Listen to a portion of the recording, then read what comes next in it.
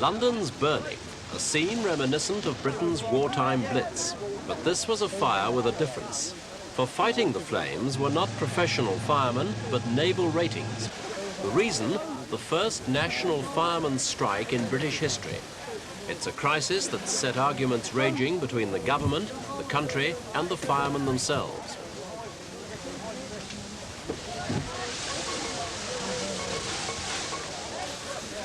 Firefighting's a matter of life or death, and the refusal of many firemen to save lives poses such a threat that one prominent churchman's condemned the strikers as no better than terrorists. Naturally, firemen don't see it that way, though even they agree that their action has been drastic.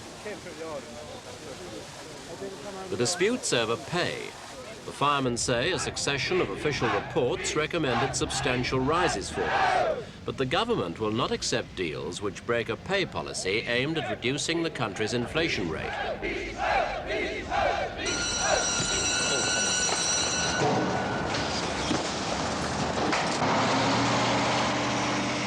The firemen claim they've been undervalued for far too long. They say it's time the public realize just how much skill and courage a modern fireman needs for the bewildering range of emergencies he has to handle.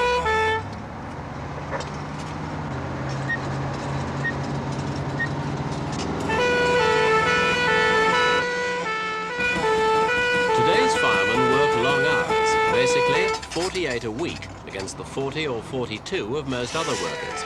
In addition, they have to spend much of their own time keeping in peak fitness. They have to put their life at risk as a matter of routine, and they have to be skilled in operating highly sophisticated apparatus to deal with any disaster, from an industrial fire in a chemical factory to a multiple pile-up on a motorway.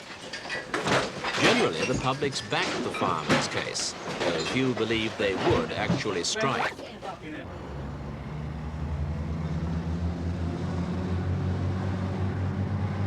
Despite warnings of tragic consequences by a moderate leadership, delegates at a conference of the Firemen's Union decided only shock tactics could sway the government. With regard to the consequences, you're going to hit me with the social conscience. Firemen have got a social conscience, and have been using that social conscience at the risk of their own lives for many years, and public and society have not bothered one iota about it. If you want to ask that question, I suggest you get down to Reading. There are 2 widows down there whose husbands were killed at fire some 5 weeks ago. And you say to that woman, your husband was good value at £46 a week, thank you very much. What do you think about the social conscience of firemen? And you come back and tell me what her answer was, and I'll go along with you. What will satisfy the membership of this union is a fireman's wage being based on male average earnings in this country, plus 10% for the skills that the employers now agree with this union that firemen have.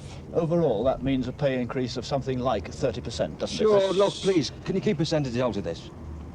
If you give some of my members and Bill's members and firemen nationally 100% of an increase, it would take them up to about £70 a week, which is £9 a week short of the national average. And we're talking about social justice. You're talking about social justice and social deprivation of a fireman and his family. Please, don't come with percentages. Nevertheless, you must acknowledge that 30% is outside the government's guidelines. Yes, yeah. Yes, that is correct. That's correct. Do you accept him? The morality of such a strike has been as much a matter for public debate as the firemen's claim itself. Their critics say they have no right to leave the public unprotected. The firemen counter that unless their conditions are improved, recruiting will continue to fall off, and a weak fire service would lead to greater loss of life in the long run than a short strike. Last-ditch appeals to the firemen's sense of duty failed, so the government realistically began issuing fire prevention advice through the public media. An historic moment, the last roll call before the first national firemen's strike. Davis, Fireman Ettinger, Fireman Evans, Fireman Farthing, Fireman Osborne. At that point, how did the firemen feel? And, you know, we realised that we're going to create ill feeling against the fire brigade. We've always lived in a very high esteem of the public and in the past, but it doesn't pay a mortgage. If people die as a result of it, isn't that going to affect your resolve? I think it will affect a lot of people's consciences, but that's not going to take my bank balance from out of the red. November the 14th. Pickets on duty, fire stations closed, and a nightmare situation for the government. Having found the firemen serious in their threat to strike, would the government back down and talk money? To avoid breaching the government's policy, thus opening the floodgates to a deluge of wage claims the country couldn't afford, the Home Secretary, Merlin Rees, had no alternative but to stand firm and alone, apart from help from part-time firemen and senior fire officers. I think we all realise we shall be faced with a very serious situation.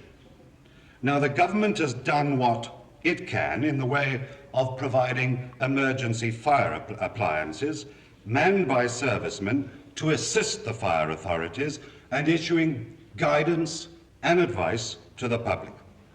And I'm sure that all concerned will cooperate fully. But what we have to recognise is that we cannot hope to match the fire cover provided by the regular fire service, and that there will be serious risks of loss of life and damage to property. That's the fact.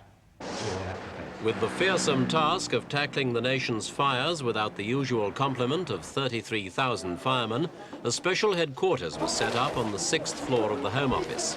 Since few local fire service control rooms could operate during a strike, many emergency calls were to be routed here for action 24 hours a day. Meanwhile, 9,000 troops were given rudimentary training, backed up by 1,000 more looking after regional administration. No one's pretended the troops can run anything but a token fire service, giving priority to those fires threatening life.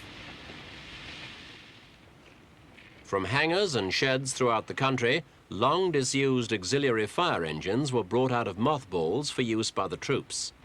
Though still in good working order, the appliances were built 20-odd years ago, and they're far less efficient than their present-day counterparts.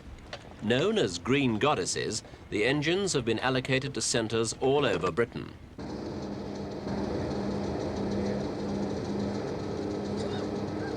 Fire authorities were asked how many of the modern red fire engines they had, and were given half as many goddess replacements to do the job instead. Troops, too, have had to do the best they can. Do you think that if the strike continues that you're likely to be as good as the firemen are at their job, finally? Certainly not. No way could we ever match their experience and their training and indeed the equipment they've got. Let's not denigrate this beast behind me. It's a very, very good piece of equipment and we've had no problems with it at all. But these are very, very experienced professionals. We're doing our best, and that best is at the moment really quite good, but we're not the professionals that the firemen are. One drawback with the green goddesses, their outdated road holding. 2 soldiers were killed when a goddess overturned while racing to a false alarm. There were other casualties among the troops. Smoke took a toll of the unwary, the inexperienced and the ill-equipped firefighters when they tackled their first emergencies. For some soldiers, this baptism of fire was too much. Scores at a time were treated in casualty units for the effects of smoke on eyes, throats and lungs. Prospects of beating a major fire looked bleak.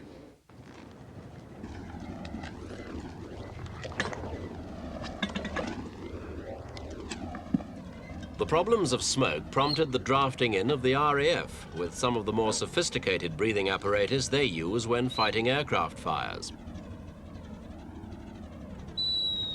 Along with oxygen gear came foam appliances and modern protective clothing.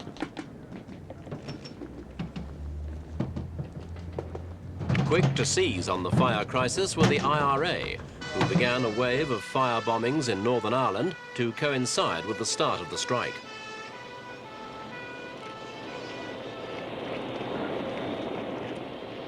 The British Army headquarters in Ulster said they'd fought no less than 33 big blazes in the first 6 days of the strike.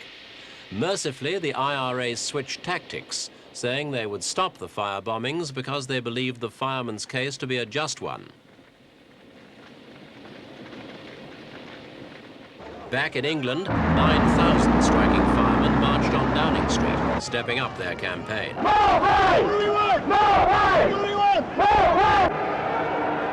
Despite several discussions between the firemen's leaders and cabinet members, including the Prime Minister James Callaghan, the government would offer no more than a 10% rise and a cut in working hours. With no settlement likely and Christmas on the way, money has become a vital consideration for the strikers. Contributions from the public have swollen the fighting fund, but the latest opinion poll shows public sympathy swinging away from the firemen and towards the government's battle to beat inflation. She lives in Swanley. She's a wife, mother and widow. Her husband was in the fire brigade in 1925. There's one here at £20.60 from people in Saltwell Street, Poplar. A major blow to the campaign came from the TUC, the organisation representing all Britain's trades unions. The firemen had called on them for support, but the strikers were told publicly by the TUC that they'd made their point and should settle for the government's offer before more lives were lost. And lives most certainly have been lost during the dispute, though no one could say whether the action of skilled firemen could have saved them. To the credit of the strikers, there have been instances of firemen actually leaving their picket lines to help troops save lives. But the tragedies that have made the headlines and swayed public opinion have been emotive cases like this one in London, where 2 babies died. It can now be only a matter of time before a fire gets out of control and tests the shortcomings of the makeshift system with tragic results. A high risk for keeping a pay policy intact, but it seems one that the British government is fully prepared to take.